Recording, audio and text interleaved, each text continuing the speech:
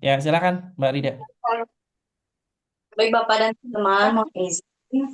Assalamualaikum warahmatullahi wabarakatuh. Waalaikumsalam warahmatullahi Waalaikumsalam warahmatullahi wabarakatuh. wabarakatuh. Selamat malam teman-teman semua, salam sejahtera untuk kita semua.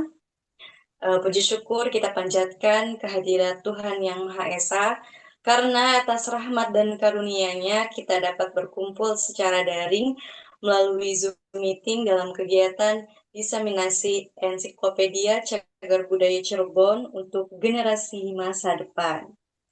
Baik, sebelum memulai rangkaian acara pada malam hari ini, marilah kita berdoa bersama-sama menurut agama dan kepercayaan masing-masing.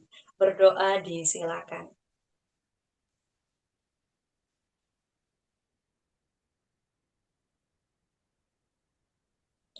Berdoa dicukupkan. Perkenalkan, saya Rida Raudatul Hasanah yang akan bertugas untuk memandu acara pada malam hari ini. Baik, Bapak dosen dan teman-teman yang saya hormati, kegiatan diseminasi malam hari ini bertujuan untuk memperkenalkan dan berbagi hasil penyusunan ensiklopedia Cagar Budaya Cirebon sebagai sumber pengetahuan mengenai warisan budaya yang dapat dimanfaatkan, khususnya dalam bidang pendidikan dan pelestarian budaya. Adapun beberapa topik yang akan dibahas pada malam hari ini, yaitu yang pertama mengenai pengenalan ensiklopedia Cagar Budaya Cirebon, kemudian nilai penting dan keunikan Cagar Budaya Cirebon, dan yang terakhir pemanfaatan ensiklopedia untuk pendidikan dan pelestarian. Kemudian untuk susunan acara pada malam hari ini, yang pertama adalah pembukaan, kemudian pemaparan materi oleh narasumber yaitu Pak Darto SPD MSc, kemudian sesi diskusi dan juga tanya jawab, keempat kesimpulan, dan yang terakhir penutup. Baik teman-teman, untuk mengefisiensi waktu, langsung saja kita masuk ke acara inti.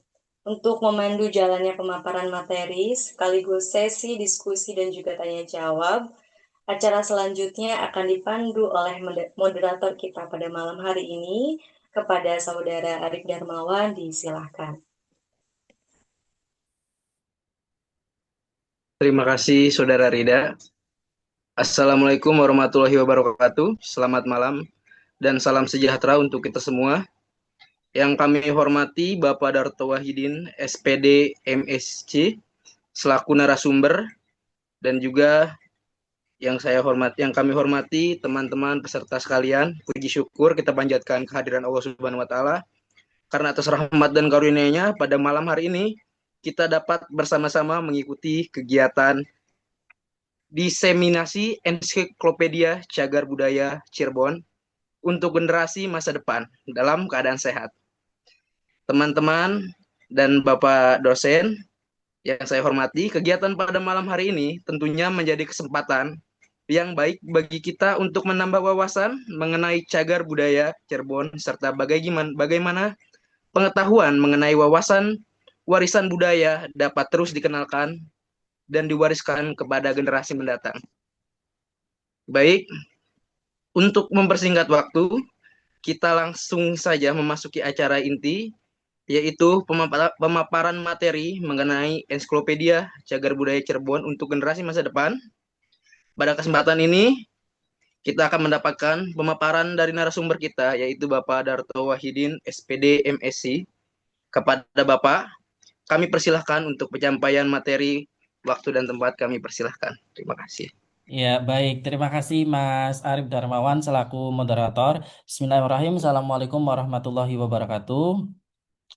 Selamat malam dan salam sejahtera untuk kita semua. Om Swastiastu, Namo Buddhaya, salam kebajikan. Saudara, saya mengganggu waktunya di malam hari ini kurang lebih kayaknya nggak lebih mudah-mudahan nggak lebih dari 1 jam. Ya kan ini merupakan diseminasi. Apa itu diseminasi? Ibaratnya kalau diseminasi itu diflorkan di dalam suatu forum. Tapi ini online dan ini memperoleh pendanaan dari Kementerian Kebudayaan dan Kementerian Keuangan. Dalam hal ini Kementerian Keuangannya LPDP selaku lembaga pengelola dana pendidikan dengan programnya dari Kementerian Kebudayaan itu Dana Indonesia. Nah, sebenarnya didanai tahun yang lalu, tapi prosesnya itu tahun 2026. Kayak gitu. Saya mendapatkan pendanaan ini dalam riset setidaknya tahun kemarin itu dari satu proyek ini ada tiga. Ada tiga dengan anggaran yang berbeda-beda nominalnya, dan ini salah satunya yang di Cirebon gitu. Dan sebelumnya memang fokus group discussion pernah dilakukan di Teknik Mesin Universitas Pamulang. Ya, mahasiswanya kebetulan banyakkan laki-laki, perempuannya ada satu. Dan malam hari ini saya dikejar-kejar karena sampai akhir bulan itu harus melaporkan diseminasinya. Izin saya share screen. Sudah bisa Pak Muardi? Bisa ya? Oke, terlihat belum ya saudara? Sudah? Terlihat, Pak. Oke, Lihat, Pak. ya, oke, terima kasih.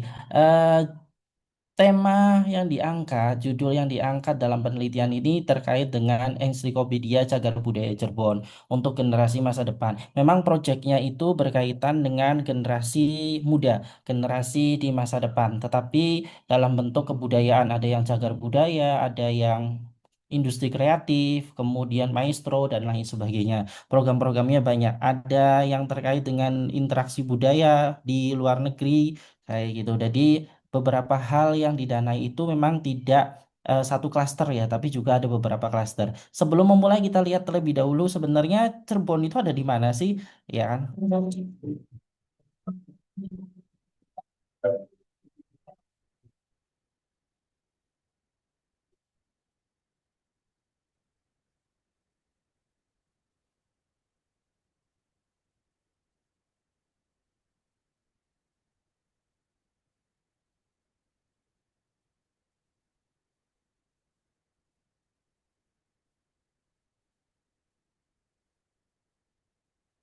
Dari mana seharusnya aku bercerita?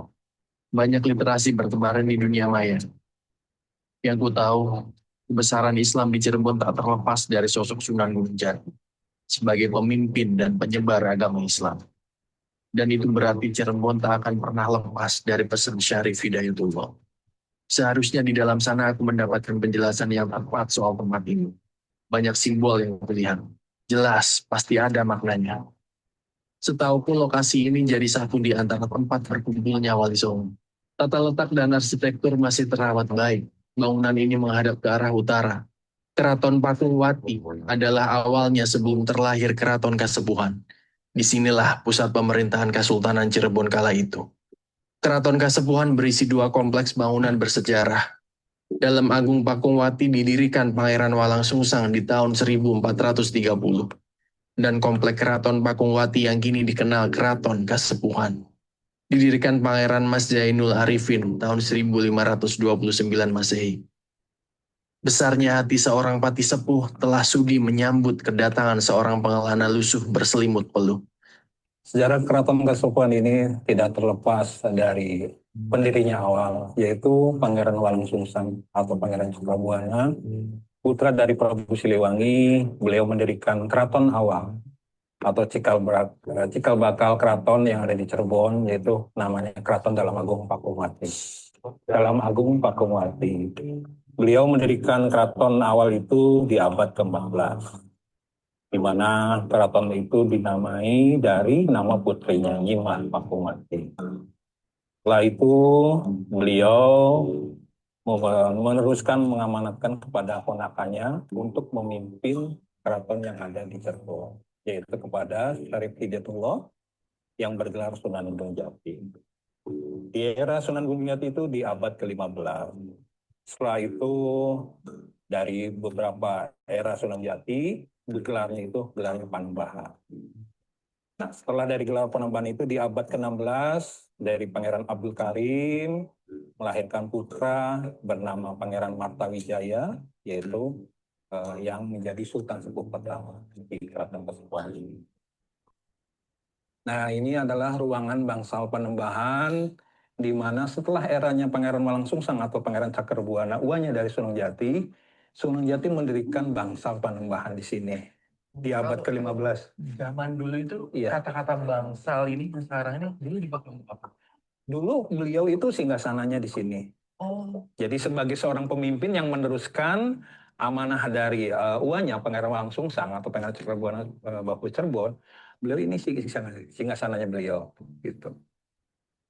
ini berarti saya terima kasih sudah diizinkan. Sama Mas Ade, Karena tidak sama-sama. semua orang sekarang Iya. boleh masuk. Memang ini disakralkan dan memang tidak sembarang orang bisa naik ke bangsal Panembahan ini. Memang ada pepakem dan ada adabnya, tidak sembarang orang untuk ke bangsal Panembahan ini. Begitu kurang Ini lebih. saya lihat kayak masih sangat dijaga keaslian. Betul, Originalitas. betul. Jadi memang ini masih asli, di mana lantainya juga masih asli, sakanya masih asli, tapi atap sudah direhab. Gitu kurang lebihnya. Ya 80% lah keaslian dari orsinilnya bangunan ini. Sepenggal kisah kejayaan dua keraton, usai ditinggal Pangeran Cakrabuana dan Sunan Gunung Jati. Arsitektur keraton masih dipengaruhi kebudayaan Hindu, meski sudah berdiri Kesultanan Islam. Bentuk gapura dan bangunan memiliki beragam ornamen dan keramik dengan motif yang khas. Budaya Tiongkok pun sangat terasa. Aku kagum dengan yang telah mereka bangun.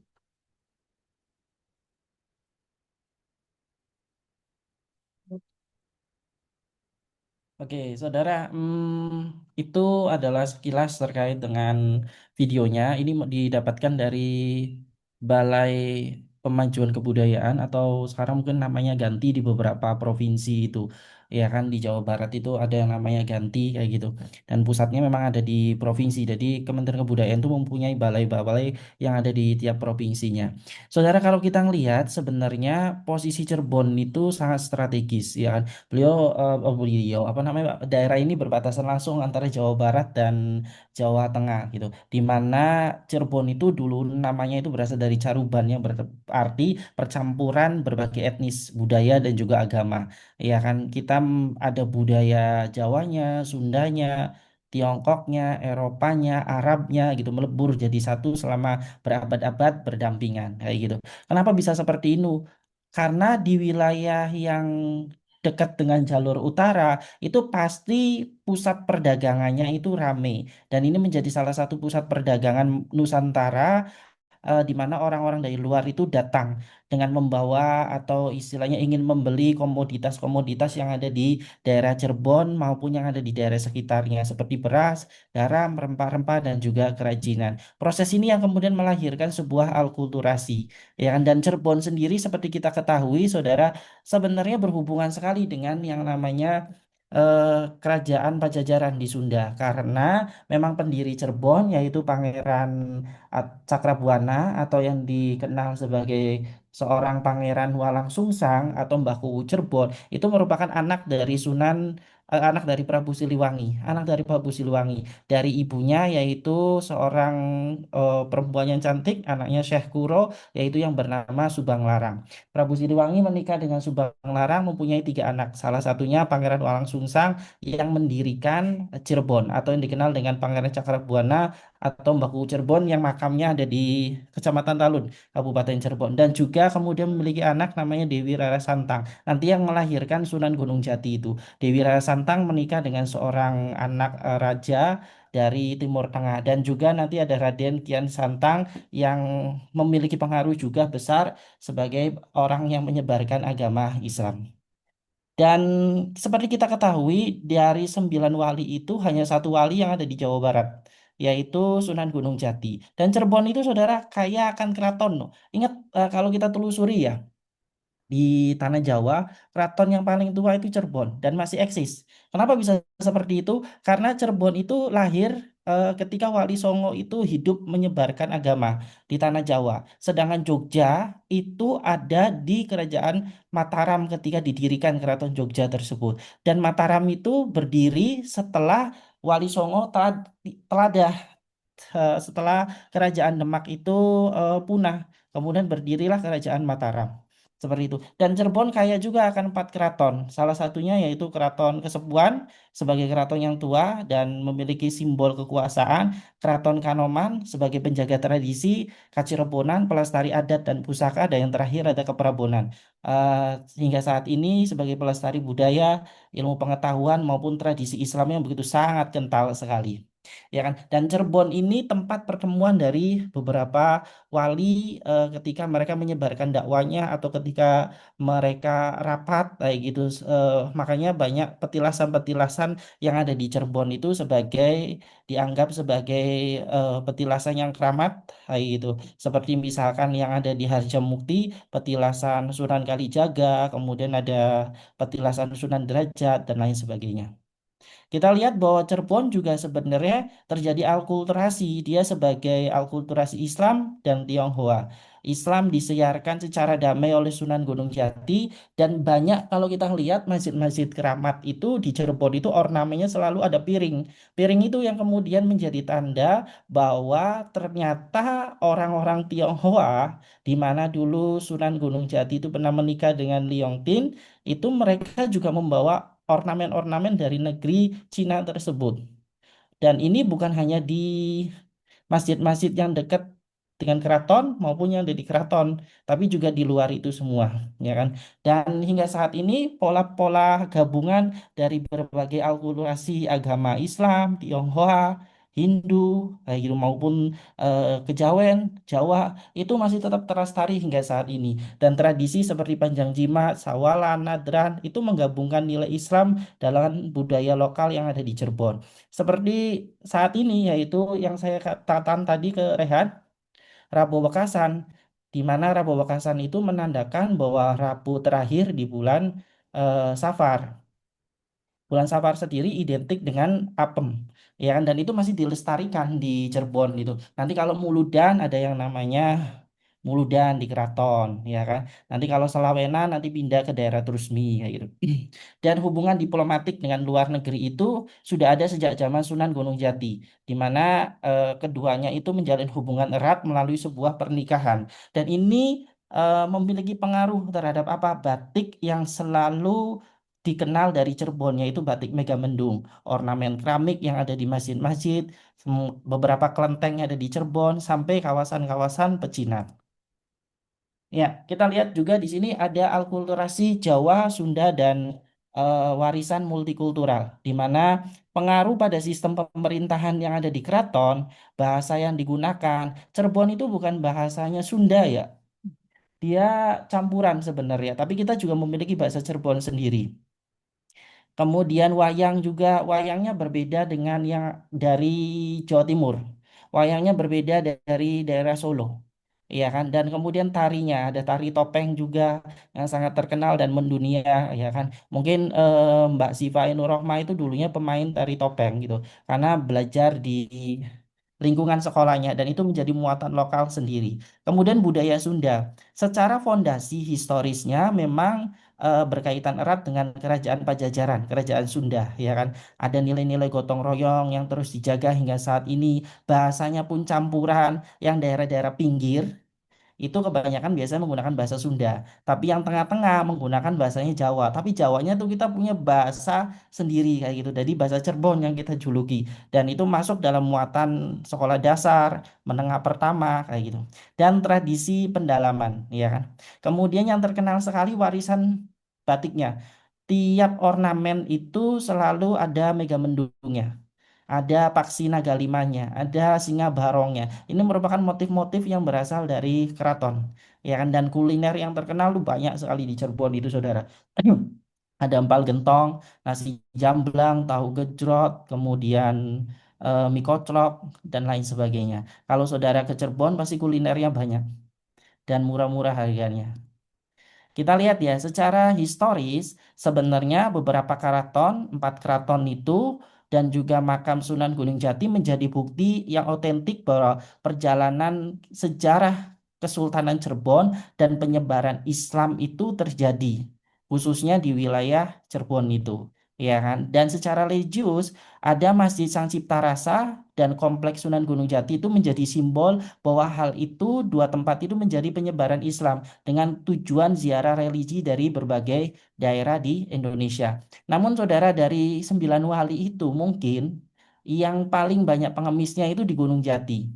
Ini yang menjadi tantangan sendiri bagi dinas sosial terutamanya dari Kabupaten Cirebon ya untuk memberantas gitu. Kenapa? Karena sebenarnya saudara, pengemis-pengemis yang ada di Gunung Jati itu bukan berasal dari Cirebon, tapi berasal dari Indramayu. Indramayu dari Karangampel, Jatibarang, Kerangkeng gitu. Mereka kemudian naik elep turun di Gunung Jati. Jadi citranya akhirnya yang buruk itu apa? Ya dari Cirebon.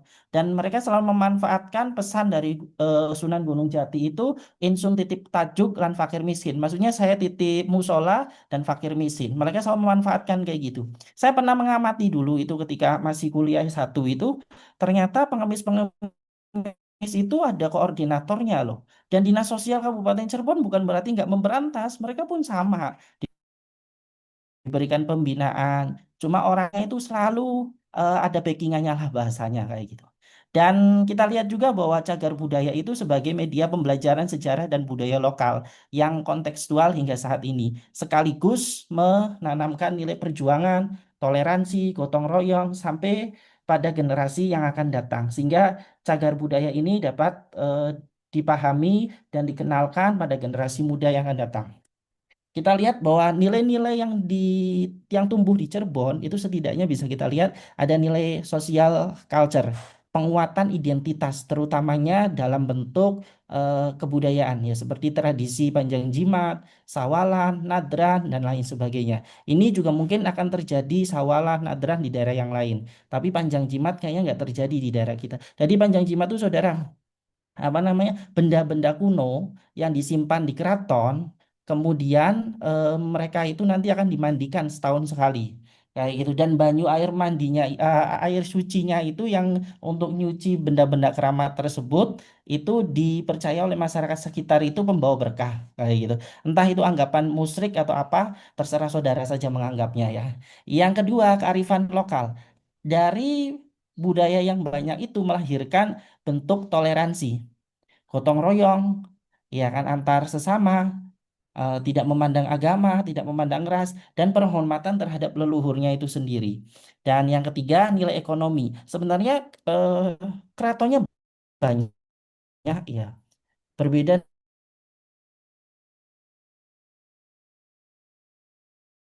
sama Solo, tapi belum. Ini yang perlu apa? Yang perlu harus diperbaiki ke depannya itu. Karena memang masyarakat di Pantura itu berbeda loh dengan yang ada di Jogja maupun yang ada di Solo. Karena orang Pantura itu identiknya keras kayak gitu. Identiknya keras, mereka itu kemudian juga semangatnya tinggi karena daerahnya daerah panas. Ya kan, sebenarnya ini bisa diintegrasikan dalam bentuk apa namanya pariwisata yang nantinya akan menumbuhkan nilai-nilai ekonomi, ya kan. Kemudian juga ada objek wisata yang lainnya seperti kawasan Batik Trusmi. Ya kan yang dikenal selama ini tuh apa? Batiknya dari Cirebon itu Batik Trusmi itu karena satu deket tol kan, keluar tol masuk Plumbon. Dan ada Gua Sunyaragi juga. Biasanya kalau orang-orang mudik yang ngendarain kendaraan motor akan berhenti di Sunyaragi. Kalau dulu belum ada tol ya, belum ada tol Cipali itu, mereka pasti akan berhenti. Tapi kalau sekarang ada tol beda lagi nantinya. Mereka harus keluar dari Cipernah. Kemudian pelestari harus dikembangkan kolaborasi antara pemerintah, masyarakat, akademisi dan generasi muda. Ini elemen-elemen yang harus terus di apa namanya satu dengan yang lainnya harus terintegrasi ya. Tidak boleh berdiri sendiri, peran dari pemerintahnya enggak, tapi juga harus ada dukungan dari masyarakat, akademisi maupun generasi mudanya. Ini menandakan bahwa seperti yang kita ketahui, Cirebon itu menjadi bukti bahwa keragaman itu sebagai sebuah kekayaan, bukan sebagai sebuah ancaman. Kekayaan yang melimpah ruah itu harus dimanfaatkan dengan baik. Kita lihat generasi muda di Cirebon dari penelitian kami itu memiliki posisi yang strategis sebagai pewaris sekaligus agen perubahan dalam pelestarian cagar budaya Cirebon pada saat menghadapi tantangan yang seperti saat ini. Kami ngambil sampel yang berada di wilayah Makam Trusmi itu ataupun yang kami ambil sampel di kawasan Baku sangkan di Talun, itu ternyata anak-anak muda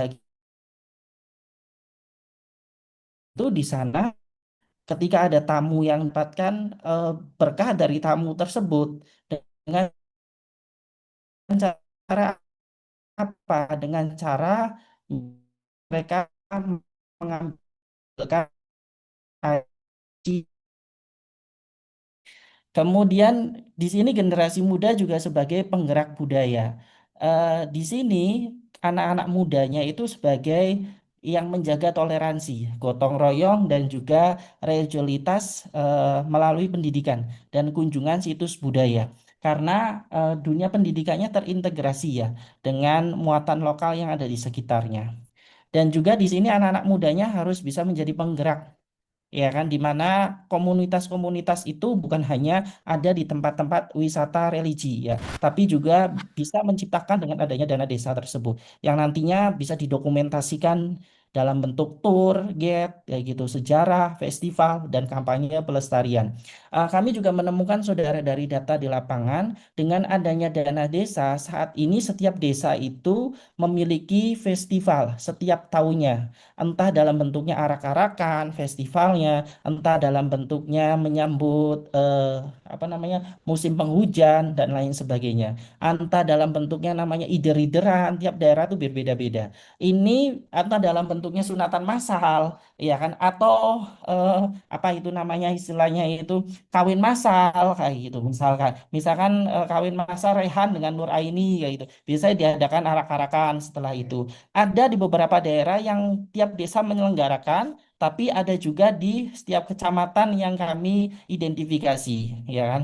Kemudian juga sebagai agen edukasi, di mana menyebarkan informasi budaya melalui seminar, pameran, dan juga program komunitas. Dan ini selalu dimanfaatkan oleh kampus-kampus di sekitar, baik Universitas Swadaya Gunung Jati, Universitas Syekh Nurjati, dan lain sebagainya, untuk menyebarkan terkait dengan informasi budaya tersebut. Dan yang terakhir, promotor digital, memanfaatkan media massa, memanfaatkan media sosial untuk mempromosikan budaya yang ada di Cirebon.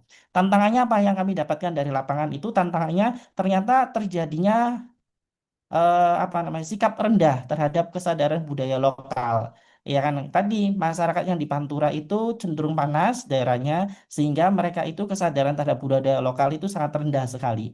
Dan juga pengaruh globalisasi, pengaruh dari eksternal sangat mempengaruhi, dan juga keterbatasan terhadap akses informasi yang ada di lingkungan sekitarnya, yang mereka tidak tahu kayak gitu kalau ternyata Gua Sunyaragi itu masuknya wilayah kota Cirebon, bukan Cirebon, ya kan. Dan juga minimnya ruang partisipasi dari kalangan generasi muda itu sendiri.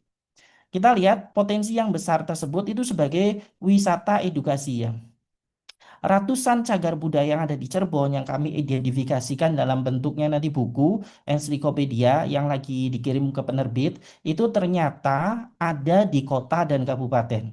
Ini pun sudah didata di Dinas Pariwisata dan Kebudayaan, itu menjadi modal besar untuk wisata edukasi yang kedepannya itu dapat memajukan kota dan kabupaten ini. Ya kan? Kemudian keberagaman yang memungkinkan pengembangan terhadap tema seperti wisata sejarah, religi, arsitektur, batik, kearifan lokal, dan lain sebagainya dalam bentuk digitalisasi, ya kan? Dan wisata edukasi tersebut harus berlanjut. Tapi kita juga melihat ada tantangan. Tantangannya apa? Seperti rendahnya kesadaran pelestarian yang ada di masyarakat.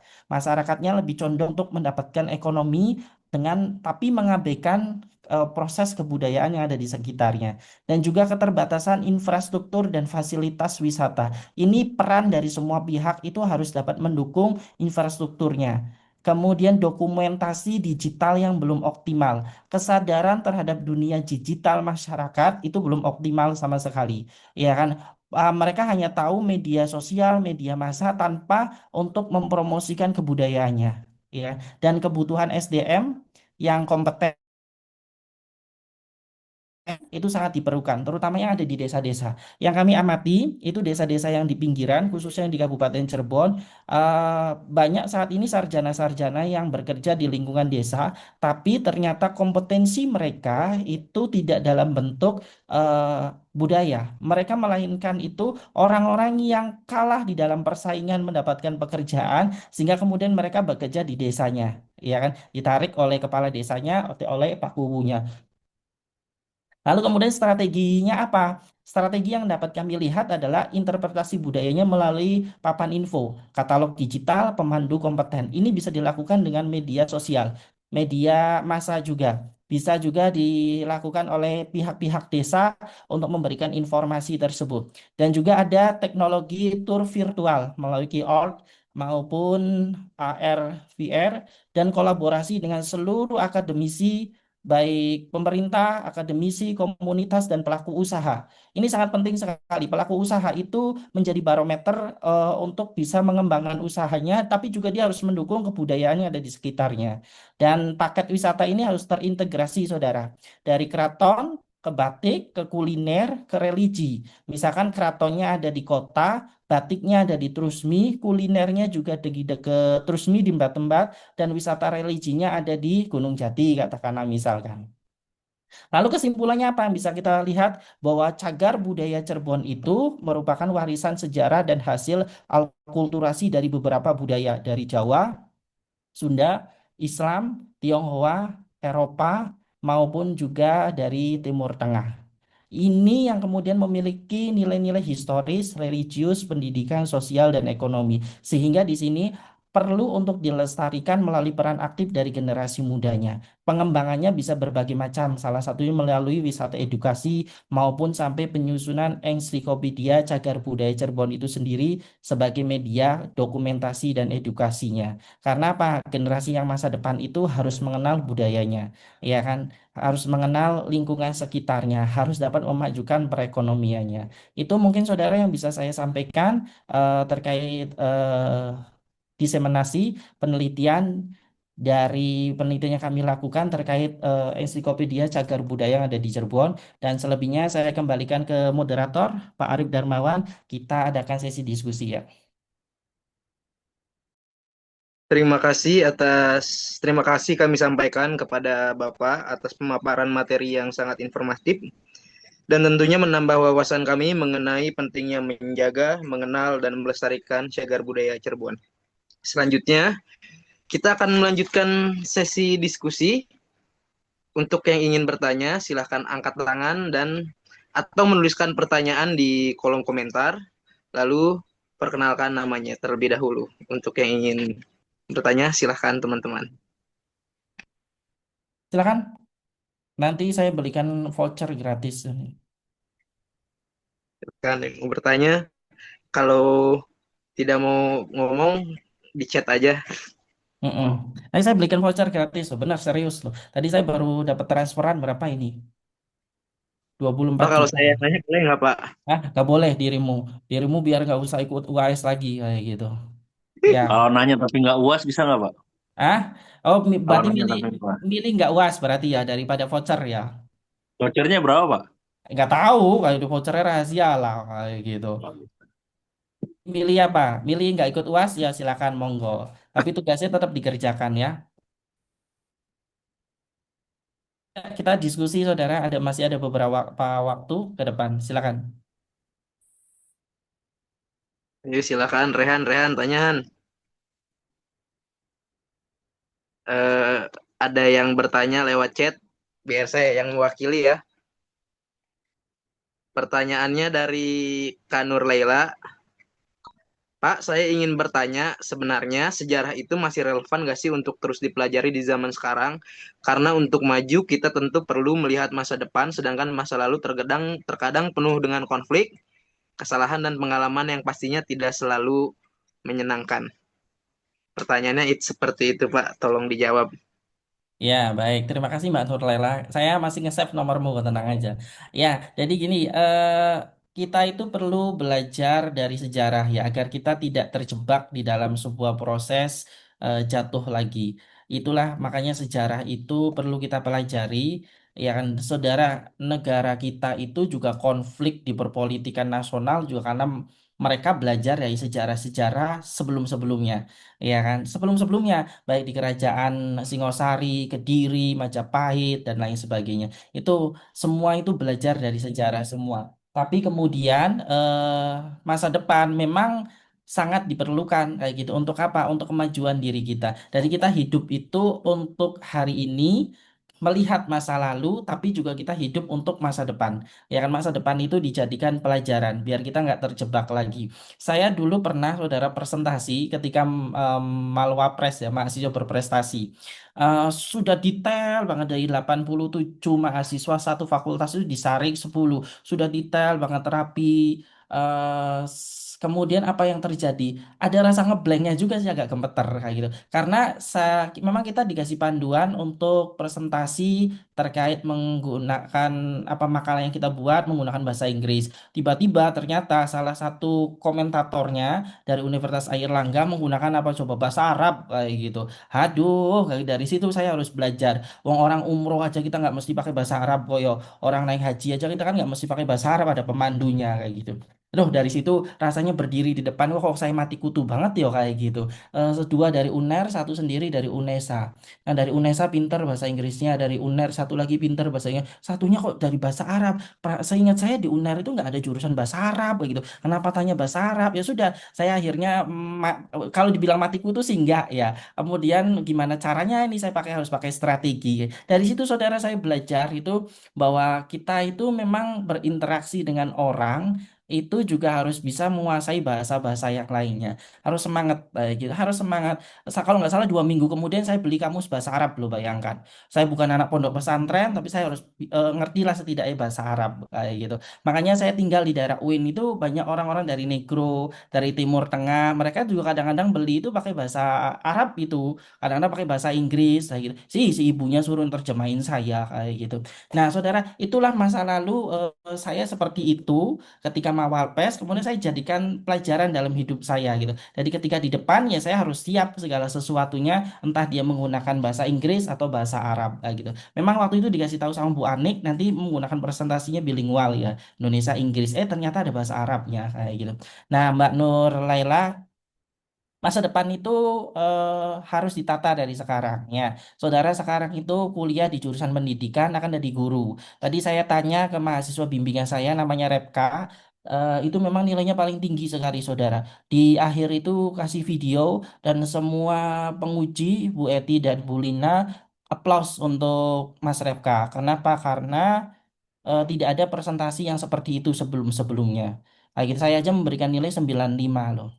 Kemudian saya tanya, habis ini mau kemana gitu. Dia bilang mau nyari-nyari lowongan pekerjaan. Kalau bisa lowongan pekerjaannya nggak usah disari, datang sendiri kira-kira kayak gitu. Seperti itu. Tapi saya bilang, "Eh, nggak apa-apa nyari lowongan pekerjaan, nanti tahun depan ikut PPG. Habis PPG kalau bisa syukur-syukur bisa S2. Itu masa depan itu harus ditata dari sekarang. Ya, tapi ditatanya itu harus melihat flashback di masa lalunya. Terutama biasanya yang sering putus cinta itu kayak Siska gitu kan pacarnya kayaknya ada tuh 25 atau 30 kayak gitu. Nah, nantinya kan ini mau lulus, jangan sampai nanti dengan pacar yang sekarang putus lagi. Belajarlah dari masa lalu tentang mantan-mantannya tersebut. Salah satunya mantannya ada di kelasnya Mbak Nurlaila kalau nggak salah. Cari aja sendiri ya Mbak. Ya, itu ya Mbak Nurlela kayak gitu. Masa depannya harus ditata dari sekarang, tapi juga melihat masa lalunya dengan siapa Anda berinteraksi. Siap. Silakan Mas Arif. Terima kasih Bapak atas jawabannya. Selanjutnya yang ingin bertanya lagi silahkan bisa langsung atau ditulis di kolom chat. Silakan. Oh, Saya Mbak mau nanya Nurlela. dong, Mas. Iya, Mbak Nurlela saya mau tanya mau voucher apa mau nggak ikut UAS? Nggak ikut UAS. Oh nggak ikut UAS, sudah. Kalau Tapi voucher tugasnya voucher apa, Pak? nanti Voucher belanja sendiri di Tip Top, tapi bayar sendiri nantinya, cuma datang aja. nggak ikut Ya UAS tadi. aja, Pak. Ayo sudah. Yang ingin bertanya tadi Kak Ocha ya? Iya, saya, Mas.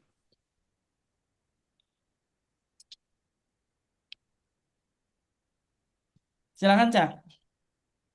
Izin, Pak Darto, saya ingin bertanya. mengenai materi yang Bapak telah sampaikan tadi. Pertanyaan saya adalah sejauh mana sih pelestarian budaya di Cirebon itu? Apakah dominannya itu dilestarikannya oleh pemerintah setempat, pemerintah daerah, atau lebih berdominannya dilestarikannya oleh masyarakat setempat? Gitu kurang lebih Bapak. Baik. Ya, terima kasih Mas Ocha. Di antara keduanya itu saling bersinergi ya.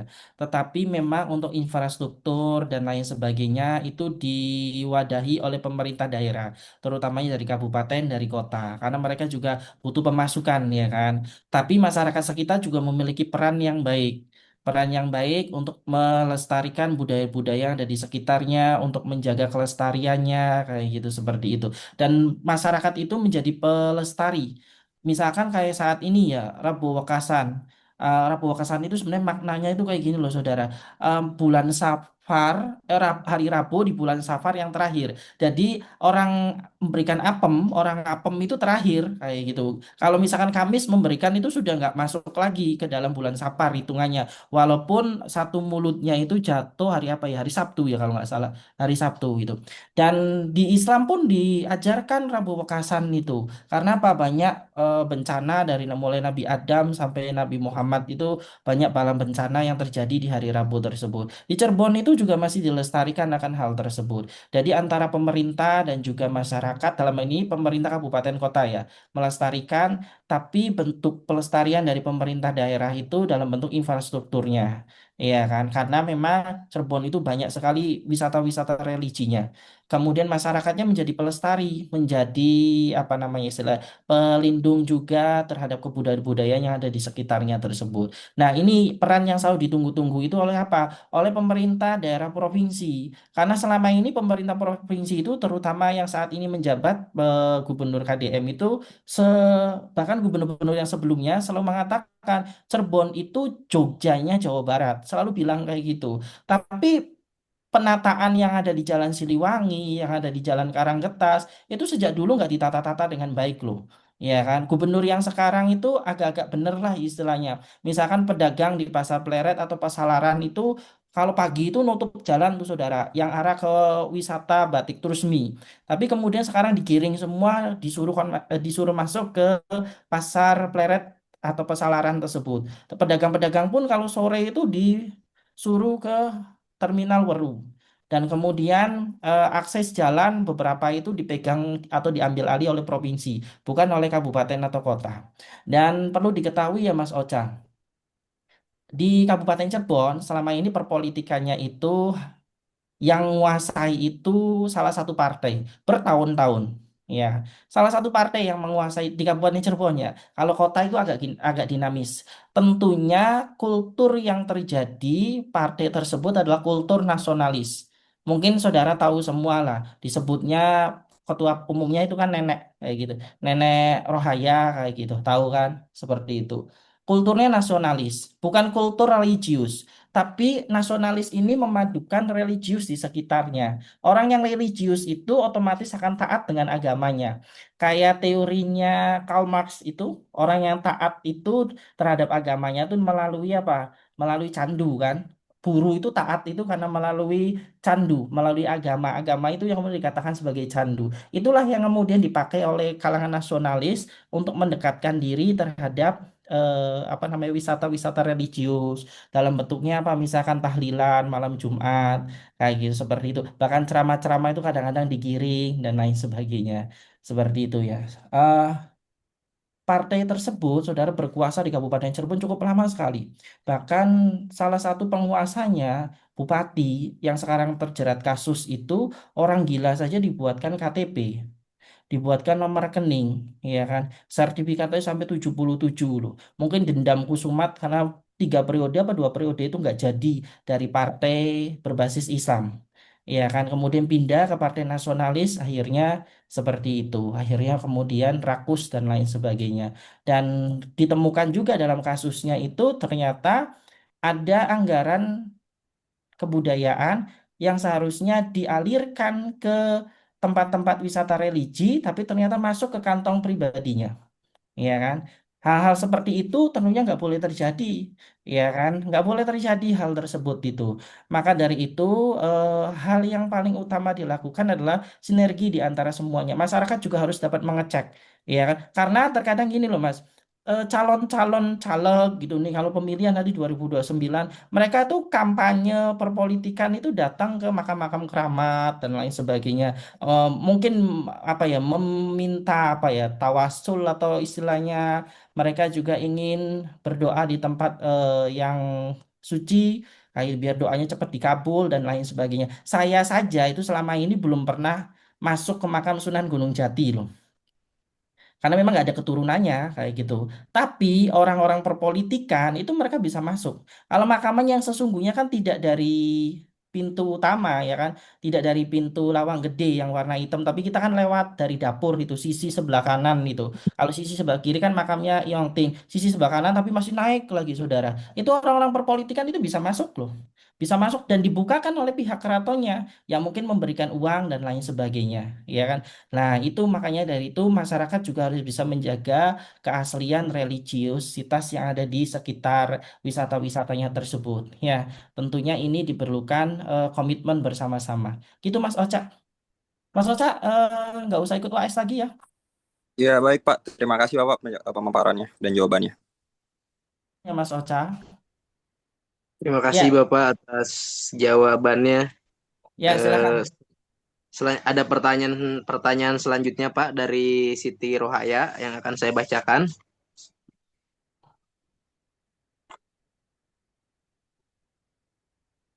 Maaf bentar Silakan. Pak ya. Bapak izin bertanya, dalam historiografi lokal seperti Cirebon kan sering ditemukan multi interpretasi atau versi narasi yang berbeda antar sumber, baik itu sumber lisan, arsip kolonial maupun tradisi keraton. Bagaimana ensiklopedia ini menyikapi perbedaan narasi tersebut? Apakah memilih satu variasi yang dianggap paling otoritatif atau justru menampilkan keberagaman perspektif itu sebagai bagian dari kekayaan budaya sendiri? Terima kasih, Bapak. Ya, memang benar, di dalam sebuah historiografi lokal itu ada berbagai macamnya ya. Tetapi kami memfokuskan diri terhadap cagar budaya. Jadi ketika proposal itu diajukan, Mbak, kami memetakan di sini kota, di sini kabupaten. Dari data tersebut yang kami dapatkan itu dari mana? Dari Dinas Kebudayaan dan Pariwisata, Dinas Pariwisata dan Kebudayaan, baik yang ada di kota maupun yang ada di kabupaten, kayak gitu. Dan itu yang kemudian kami petakan, dari itu ketika didanai kami pilah-pilah kembali, pilah-pilah kembali dan ternyata ada tambahan kalau nggak salah dua atau tiga. Akhirnya kami masukkan, ya kan, dan itu sudah masuk ke penerbit. Dan gitu, insya Allah mudah-mudahan awal September sudah jadi itu bukunya itu. Dan terkait dengan hal tersebut, fokus kami pada cagar budaya.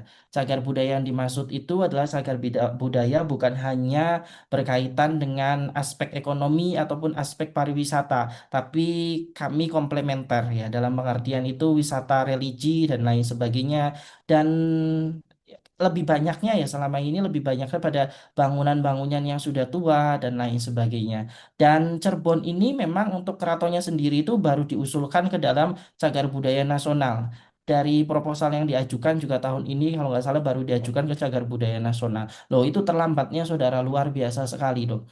Selama ini keraton yang di Cirebon itu mereka juga dapat dana abadi kebudayaan.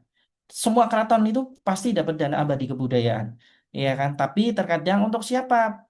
Kadang-kadang chat aja kan sampai melabuhkan, harusnya itu digunakan, nah gitu. Tapi ternyata kalau kita telusuri, entahlah masuknya ke apa namanya, sultannya atau ke kantong-kantong pribadinya, saya nggak paham juga, ya kan? Maka dari itu yang kami petakan seperti itu, Mbak. Jadi kita nggak sampai menyinggung ke dalam proses yang berkaitan dengan misalkan arsip kolonial kayak gitu.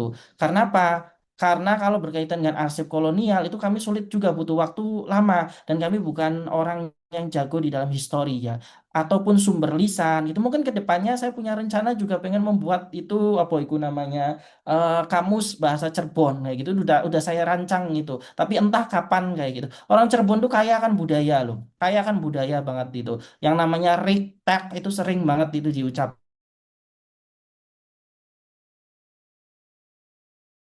Kemudian juga nggak terlalu banyak gitu. Tapi yang jelas arsip kolonial ini agak sulit nanti kita mendapatkannya karena ini tersimpan dengan rapi, kadang-kadang ada di museum, mungkin juga disimpan di museum di Jakarta atau juga museum mungkin disimpan juga di Museum Cakrabuananya. Dan sumber lisan juga ini penuturannya luar biasa sulitnya. Tapi saya punya rencana ke depannya itu pengen banget terkait dengan kamus bahasa Cirebon gitu. Tapi entah kapan kalau misalkan salah satunya dulu lah mungkin tahun depan didanai atau apa kayak seperti itu. Itu mungkin ya Pak Arif, lanjutkan Pak. Terima kasih Bapak. Selanjutnya Kak Siva Ainur Rohmah tadi sudah ingin bertanya. Maaf ya tadi keselang dulu. Silahkan untuk Kak Siva untuk memaparkan pertanyaannya. Baik, Bapak, izin bertanya. Jadi, apa sih alasan utamanya Bapak itu memilih Cirebon sebagai objek dalam penyusunan ensiklopedi ini? Dan misalkan memilihnya itu karena kekayaan budayanya, banyak daerah-daerah di Indonesia yang gak kalah memiliki budaya yang banyak juga seperti Cirebon. Begitu, Bapak. Terima kasih.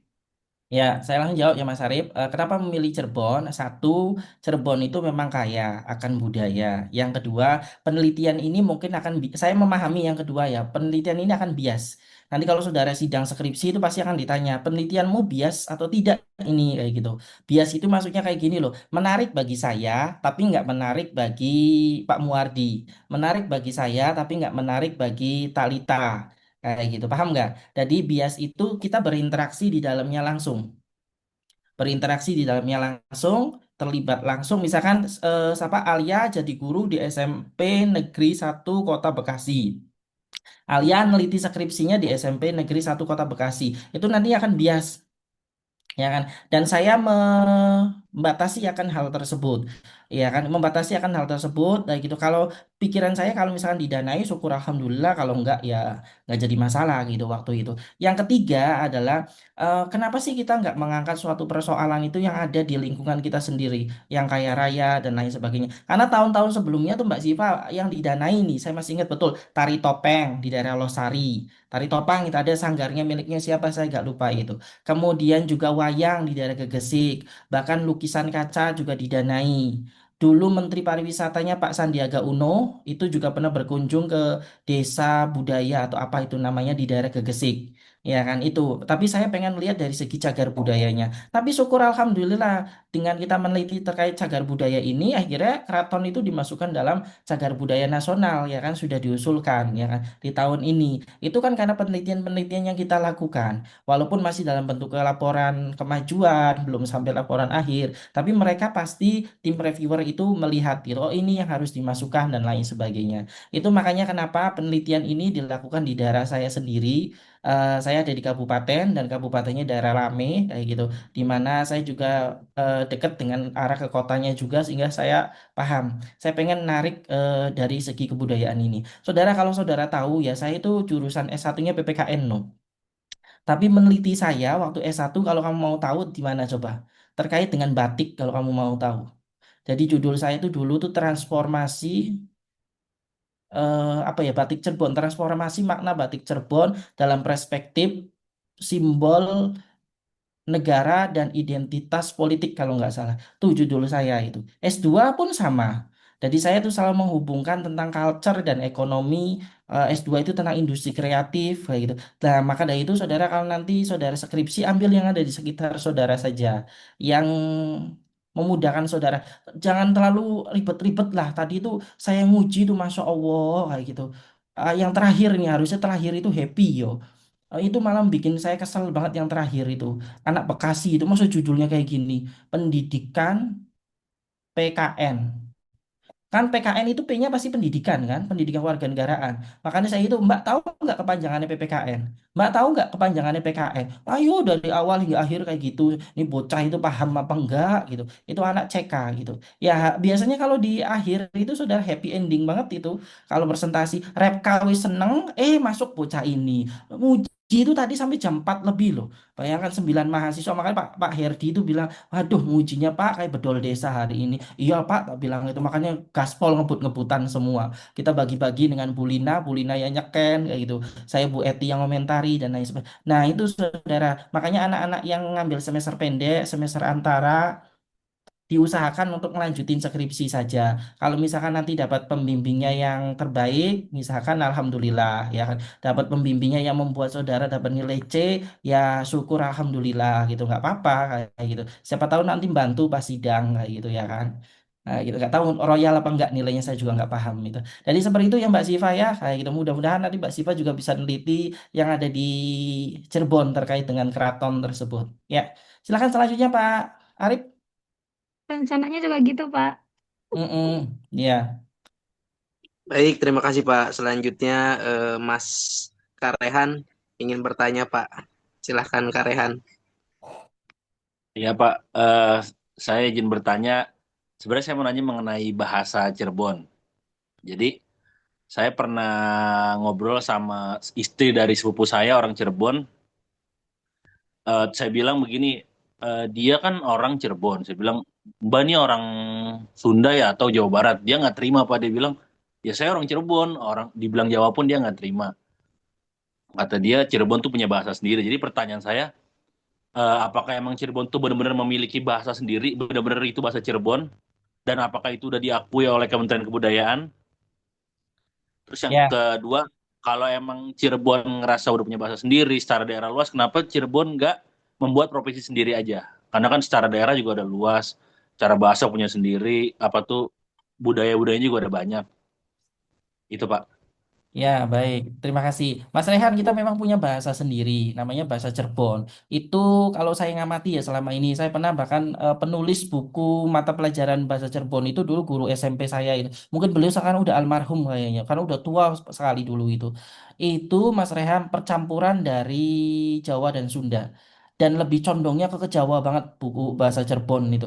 Karena apakah sudah diakui oleh kementerian? Sudah diakui dong tentunya. Kenapa? Karena itu dijadikan muatan lokal, diajarkan di jenjang sekolah dasar, di jenjang SMP juga, bahkan di menengah atas. Ya kan, saya SD, SMP tuh ngerasakan itu belajar bahasa Cirebon, belajar bahasa Sunda juga saya. Tapi jujur aja lebih ngeh bahasa Cirebon karena sehari-hari kan, kayak gitu. Karena sehari-hari, maka dari itu mungkin kita yang ada di akademisi gitu, saya memang afiliasinya keilmuannya ada di ketahanan nasional ya. Tapi sebenarnya bisa mengangkat terkait ketahanan budaya, terutamanya bahasa Cirebon, bisa itu ngangkat. Cuma kan butuh yang namanya sumber-sumber yang harus terpercaya kan, kayak gitu. Karena setiap setiap kecamatan itu misalkan di ujung di Losari kadang-kadang menggunakan bahasa seperti itu kok mirip-mirip kayak orang-orang Brebes, Tegal kayak gitu seperti itu. Itu Iya. yang harus dipetakan. Yang kedua pertanyaannya, kalau memang punya bahasa sendiri harusnya menjadi provinsi saja. Cirebon itu sudah menggalakkan provinsi Cirebon sudah sejak lama. Tapi kan aturan dari Kemendagri ada 5 kabupaten atau kota. Nih saya contohkan ya, Kota Cirebon, Kabupaten Cirebon, Kabupaten Indramayu, Kabupaten Majalengka, dan Kabupaten Kuningan. Ini sudah 5 ya. Tapi Kuningan sama Majalengka itu mereka condongnya Sunda.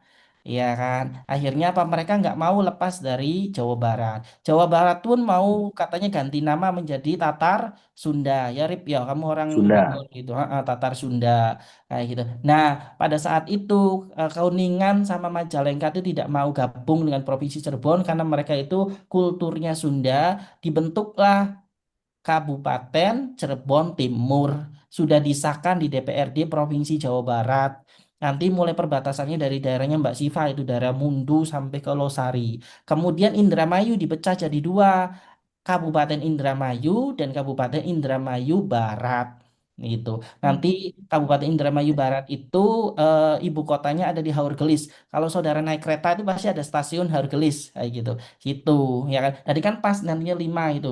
Kabupaten Indramayu, Kabupaten Indramayu Barat, Kota Cirebon, Kabupaten Cirebon, dan Kabupaten Cirebon Timur. Pas itu 5.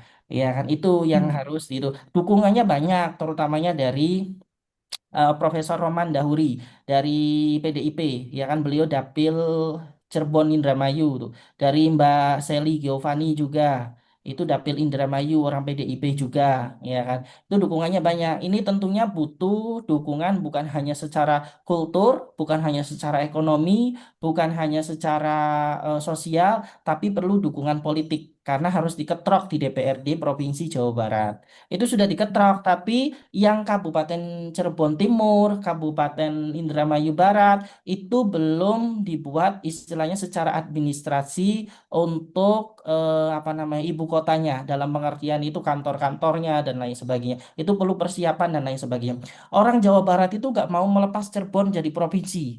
Makanya ITB, Institut Teknologi Bandung, ditaruhlah cabangnya di Cirebon.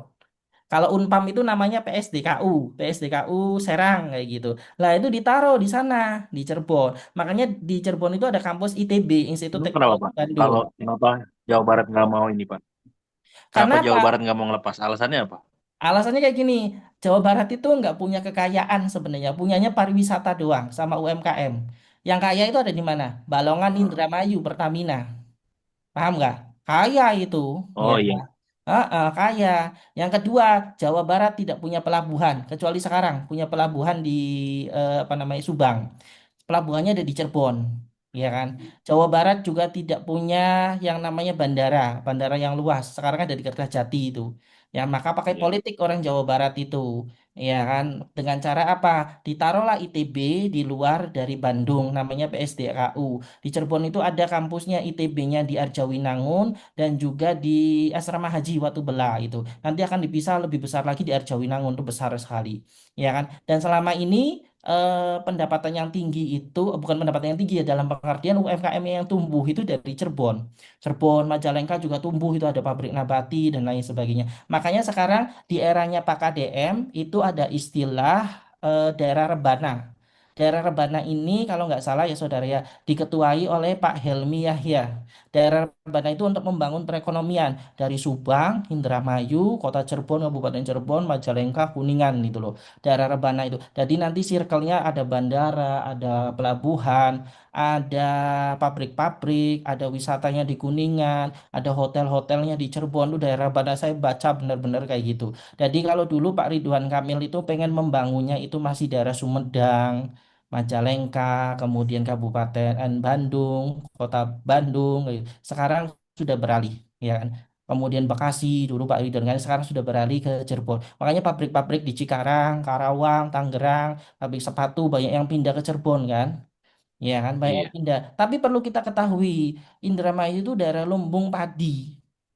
Daerah lumbung padi, orang Indramayu itu kaya-kaya loh Mbak. SMA saja sudah di Cirebon semua. Kaya-kaya dengan adanya padi dan lain sebagainya. Itu kalau sekarang itu kan harga gabah di eranya Pak Prabowo 7.000 lebih. Mereka itu kalau panen syukuran apa? Wayang, wayang, organ kayak gitu. Penyanyinya dari Mundu gitu, biasanya dari Muncul, dari Buntet kayak gitu. Itu syukurannya luar biasa orang Indramayu itu. Itu makanya daerah-daerah seperti itu sebenarnya harusnya dijaga. Indramayu itu selama ini nolak ada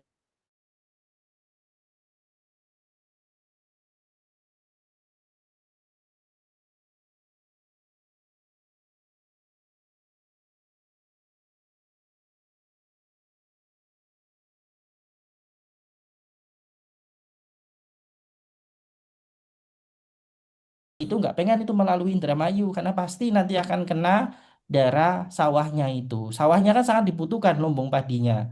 Ya kan untuk apa? Untuk komoditas kalian. Kalian kan kalau makan makan beras dari mana? Dari sawah kan? Ya kan itu makanya. Ya, silakan selanjutnya Pak Arif. Ya, makasih Pak. Ya, sama-sama Mas. Mas Erhat berarti apa? Nggak usah voucher ya?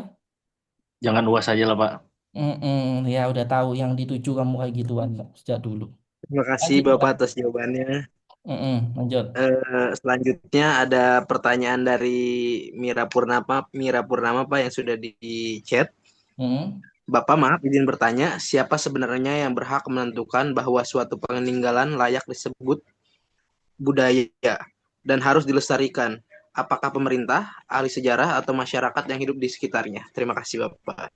Ya, yang berhak menentukan bahwa suatu peninggalan layak disebut budaya harus dilestarikan. Apakah pemerintah, masyarakat sekitar itu boleh mengusulkan melalui apa? Melalui Dinas Pariwisata dan Kebudayaan yang ada di kabupaten atau kota. ya kan. Kemudian dari dinas kabupaten atau kota nantinya bisa diajukan ke Balai Pelestarian Kebudayaan. Nah, sekarang ada beberapa daerah provinsi namanya Balai Pemajuan Kebudayaan. Diajukan. Dari situ kemudian diajukan ke Kementerian Kebudayaan. Dulu Kementerian Kebudayaan itu masih gabung dengan Kementerian Pendidikan ya saudara. Masih gabung. Jadi misalkan kayak gini ya. Di Cirebon itu nanti paling bulan 11 atau bulan 10 tuh biasanya macetnya luar biasa itu di daerah Pleret gitu karena ada bahasanya ider-ideran terusmian itu. Ide-ide Tusmia itu menjadi tanda untuk masuk musim penghujan. Itu sudah dilestarikan puluhan tahun loh Mbak Mas. Itu biasanya macet tuh dari Palimanan itu karena ditutup Pantura gitu. Nah, itu dari pola pelestarian yang konsisten, kontinu setiap tahunnya masyarakat melaksanakannya, ada pelestarian kebudayaannya, ada pemaknaannya. Kemudian dilirik oleh Dinas Pariwisata dan Kebudayaan. Itu ada roda perekonomian yang berputar dan pola pelestarian tari apa ya, ada dulu di Turusmi itu namanya tariannya dipamerkan itu. Kemudian pejabat-pejabat juga banyak yang datang. Itu kemudian akhirnya apa? Dijadikan sebagai warisan budaya yang tak benda. Nanti diklasifikasikan tuh ada warisan budaya dan lain sebagainya. Itu kemudian nanti bisa disahkan oleh Kementerian Kebudayaan. Tadi mahasiswa bimbingan saya ngangkat terkait apa itu? Upacara Serentahun. Tahu nggak di daerah Cibeber Lebak. Itu upacara Serentahun di Kasepuhan Cibeber Lebak. Luar biasa itu saudara. Dari Bu Eti aja 87, berapa. Dari Bu Lina 87, sekian. Dari sayanya 95. Karena sayanya pembimbingan, jadi saya ngasihnya harus lebih lebih tinggi kayak gitu. Itu rata-ratanya 89, sekian hampir 90 itu. Dan semua penguji ngeplaus karena memang di akhir dikasih video. Video itu menjadi daya tarik dan dia ngambil data secara langsung karena tinggalnya di daerah situ. Tuh, dari budaya saja saudara itu gampang sebenarnya saudara untuk menelitinya. Tergantung saudaranya mau atau tidaknya. Dan kalau budaya kayak nggak mungkin dapatnya dosen yang itu tuh, kayak gitu. Paling Pak Haidir nantinya dapatnya. Pak Haidir kan jago di ahli budaya, kearifan lokal, atau Pak Hendri nantinya etnografi kayak gitu. Ya, jadi nggak mungkin kalau terkait dengan budaya itu dapatnya dosen favoritnya Siska Anggraini kayak gitu si A sekian lah pokoknya namanya. Ya, seperti itu ya Mbak Mira ya. Jadi harus ada peran dari semua pihak terkait dengan bahwa peninggalan tersebut layak untuk dilestarikan. Kayak gitu, dari semua pihak diusulkan dari bawah, kemudian istilahnya bottom up ya, bottom up. Nanti yang atas juga akan ngecek lagi seperti itu. Terima kasih. Lanjut Mas Arif. Terima kasih Bapak. Selanjutnya ada pertanyaan dari Muhammad Torik. Bapak izin bertanya, misal generasi muda sudah hilang rasa minatnya dengan cagar budaya, apa pelestarian melalui ensiklopedia masih cukup untuk menjaga budaya untuk tetap hidup, Pak? Terima kasih. Ya, ensiklopedia itu sebagai sebuah apa ya istilahnya itu sebagai sebuah pelestarian dalam bentuk buku ya kan, dalam bentuk buku dan ini nantinya akan diserahkan ke Dinas Pariwisata dan Kebudayaan, di mana ini menjadi sumber pemetaan yang membantu mereka juga bahwa segala sesuatunya itu sudah terdata. Ya kan, mereka juga nggak punya data karena apa? Mereka nggak berani bayar akademisi itu, nggak ada duitnya kata mereka itu. Enak banget tuh ngomongnya itu orang kabupaten itu, gitu. Makanya mereka terbantu oleh kita, gitu seperti itu. Dan kemudian apakah pelestarian melalui ensiklopedia masih cukup untuk menjaga budaya terkait dengan tetap hidup? Tentunya tidak cukup ya Mas. Tidak cukup banyak pola-pola pelestarian. Ya, ensiklopedia itu kan hanya ditulis oleh akademisi, ya kan? Masyarakat itu tidak akan ngerti apa itu ensiklopedia. Kayak gitu. Maka dari itu pelestarian yang paling baik untuk menjaga sebuah kebudayaan itu apa? Tetap dilaksanakan budaya itu. Tetap dilaksanakan dalam bentuk apa? Dalam bentuk ritual, dalam bentuk acara seremonial, dalam bentuk pameran, misalkan dalam bentuk apa ya istilahnya arak-arakan, festival dan lain sebagainya. Ya, jadi cagar budaya itu di dalam bentuknya kami tulis dalam ensiklopedia tujuannya apa lebih terdata saja. Nanti tahun depan akan bertambah lagi, tahun depan akan bertambah lagi. Karena kami nyetak tahun 2026, nanti tahun depan bertambah lagi misalkan ada 4 atau ada 3 seperti itu. Banyak yang belum kami catat, baik gitu. Karena kami juga harus bisa mengklasifikasikannya. Itu aja Mas Torik. Terima kasih Bapak. Mm-mm. Selanjutnya Kak Siska dari tadi udah nunggu ingin bertanya, silahkan.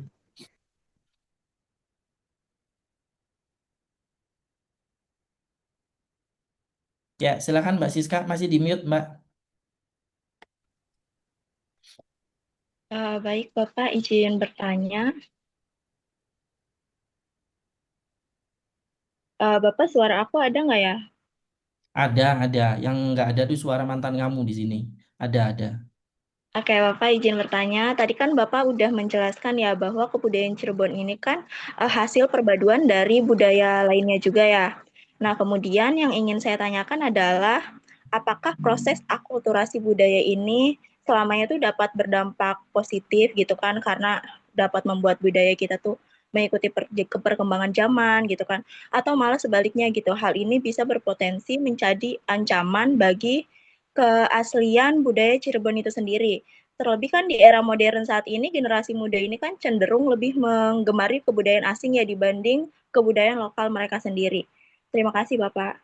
Ya, akulturasi yang terjadi di Cirebon itu sudah ada, kalau kita ngelihat dari Sunan Gunung Jati berarti sudah ada tahun 1400-an lah, ya kan? Dan itu bukan sebagai ancaman, justru akulturasi itu menjadi sebuah keberagaman dan menjadi sebuah keindahan, ya kan? Menjadi sebuah keindahan, keberagaman. Dengan adanya akulturasi, orang-orang Tionghoa datang ke negara ke daerah Cirebon. Cirebon udah di daerah yang rame loh. Coba saudara bayangkan ya. Kalau nggak ada orang Tionghoa di suatu daerah, pasti daerah tersebut nggak akan ramai.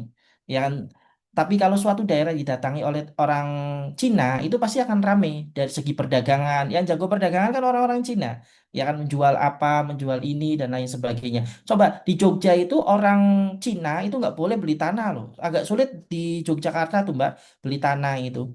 Kemudian boleh nggak membangun kosan di sana? Nggak boleh kayak gitu. Kalau misalkan etnis dari Cina itu, makanya Jogja itu ramenya oleh apa sih? Oleh wisatawan, oleh mahasiswa. Ramenya cuma dua itu. Ketika COVID, wah ya sepinya luar biasa. Saya pernah ngerasain hidup di sana pas COVID itu sepi. Kayak gitulah. Itu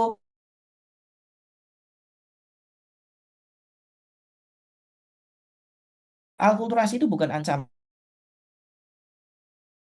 negatif untuk memicu budaya. Ingat ini tahun 2026. Kami nggak menjadikan itu sebagai suatu pertentangan, justru kami menerima. Jadi akhirnya wajah-wajah kami, tubuh kami, ngomong kami itu karena hasil akulturasi itu. Makanya ada yang bilang orang Cirebon tuh nggak jelas tuh Jawa sama Sundanya yang mana kayak gitu ya kan. Ngomongnya juga kadang-kadang keluar itu ayo gojek gojek kirik kayak gitu orang yang nggak ngerti itu ya biasa-biasa aja tapi bagi saya yang ngerti kok oh, kurang ajar banget ketak banget orang ini ngomong kayak gitu keluar dari stasiun ditawari gojek udah dibilang ada yang jemput masih aja ditarik-tarik kayak gitu ya saudara mungkin kalau ziarah di makam Sunan Gunung Jati itu ada pengemis itu pasti narik-narik loh saudara ya kan ditarik-tarik gitu apa namanya roknya kerudungnya kayak gitu luar biasa gitu katanya sodako yang ditaruh di kotak amal tapi nanti orangnya pergi malam-malam jam 2 kotak amalnya dibongkar gitu untuk apa namanya untuk jajannya mereka kayak gitu luar biasa itu kadang-kadang itu mohon maaf pakai apa ya baskom itu pakai baskom kayak gitu di ayo buat misalkan anak muda ya selevelnya misalkan Siti Sarah dipanggilnya enak banget itu nantinya Bu Haji kan seneng Siti Sarah dipanggilnya Bu Haji akhirnya apa Siti Sarah naro 5.000 kayak gitu sampai ditarik dan itu sudah terkenal sekali saya dulu kuliah di Jawa Timur itu kok yo makam Sembilan Wali yang banyak pengemisnya Cirebon dan iya sih saya ke Ampel ke Derajat ke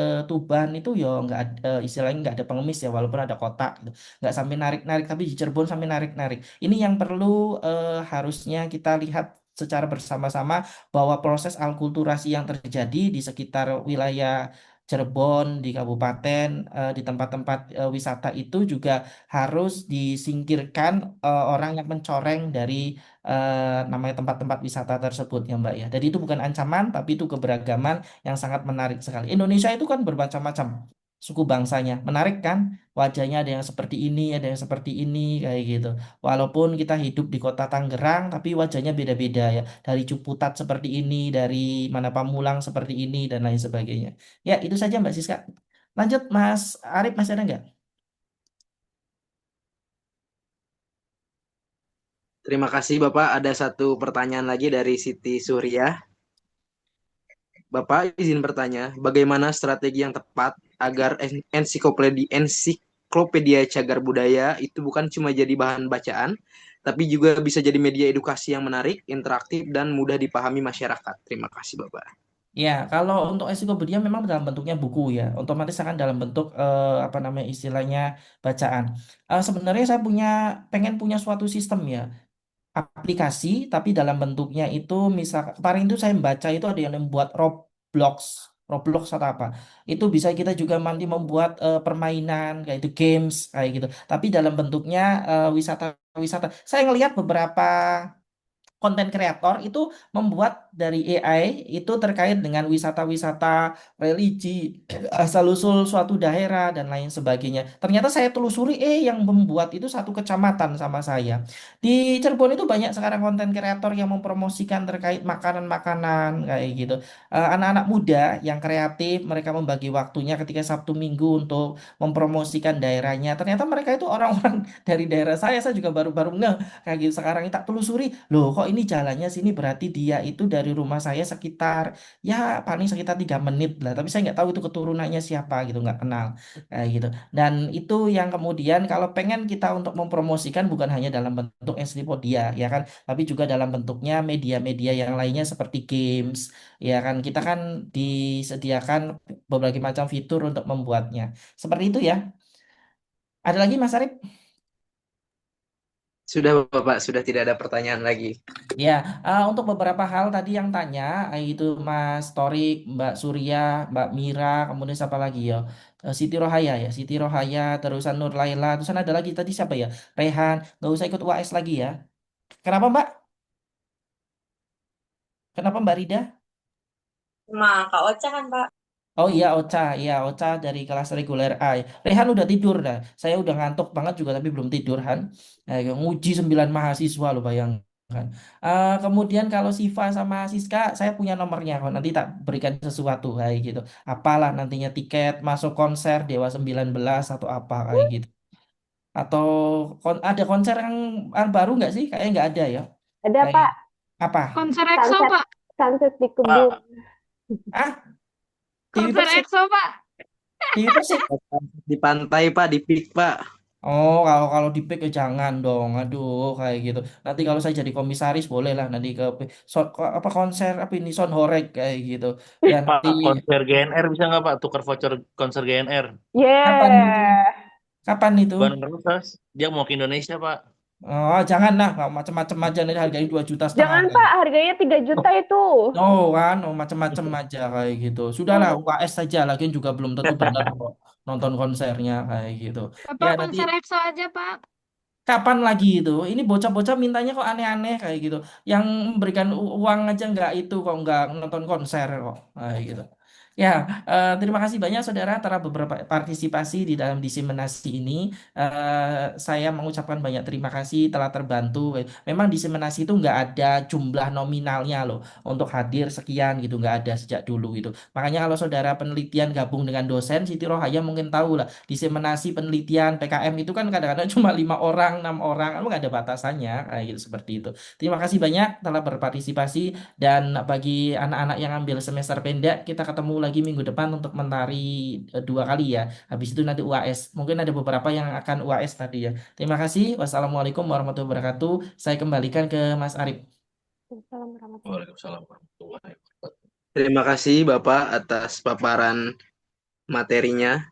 Dari kegiatan malam hari ini kita dapat memahami bahwa cagar budaya bukan hanya sekedar peninggalan masa lalu, tetapi juga merupakan bagian penting dari identitas dan pengetahuan yang perlu dikenalkan kepada generasi masa datang. Saya mengucapkan terima kasih kepada Bapak Darto Wahidin, SPD, MSc, selaku narasumber atas ilmu dan wawasan yang telah disampaikan. Saya juga berterima kasih kepada para peserta acara kali ini yang sudah mengikuti dari awal sampai akhir.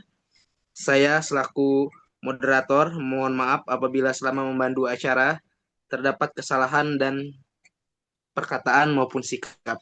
Selanjutnya akan saya kembalikan kepada host Karida. Terima kasih. Mbak Rida, nanti kita foto bersama ya. Silakan on cam semua. Baik, terima kasih kepada moderator kita pada malam hari ini dan tentunya juga kepada Bapak Darto Wahidin SPD MSC yang telah memberikan paparan materi dan juga wawasan kepada kita semua. Baik rekan-rekan sekalian, sebelum kita mengakhiri agenda pada malam hari ini, mohon untuk open cam karena akan didokumentasikan. Kepada Pak Muardi, mohon dikondisikan Pak untuk dokumentasi. Ya, silakan dinyalakan kameranya. Ini Dan biasanya, berikan terbaiknya ya. ya, ini biasanya mereka tuh hadir, tapi mereka lagi di kamar mandi biasanya ya. Mm-mm. Karena saya juga ngerasain pernah. Ya, silakan on cam. Tuh, Dwi Okta juga lagi di mana itu? Blok M, tah. Ya, silakan dinyalakan. Aduh, ada Sahrudin. Siva ada Sahrudin, Pak. Di itu loh yang bawah. Ya, saya itu ya, screenshot ya. 1, 2, 3 gitu, Pak. Ya, 1, 2, 3. Lagi ya, gaya bebas. 1, 2, 3. Oke, thank you. Alhamdulillah seluruh rangkaian kegiatan diseminasi pada malam hari ini telah kita ikuti bersama. Semoga kegiatan pada malam hari ini tidak hanya menambah wawasan kita, tapi juga menumbuhkan rasa kepedulian kita terhadap pelestarian dan juga keberadaan cagar budaya yang ada di Indonesia. Saya Rida Rodotul Hasanah selaku pemandu acara berterima kasih atas partisipasinya. Kemudian memohon maaf apabila selama penyampaian ataupun perkataan selama memandu acara ada kesalahan yang disengaja maupun tidak sengaja. Terima kasih. Wassalamualaikum warahmatullahi wabarakatuh. Waalaikumsalam Waalaikumsalam warahmatullahi warahmatullahi wabarakatuh. Assalamualaikum wabarakatuh. warahmatullahi wabarakatuh. Ya, silakan Pak Muardi di off-kan recordnya.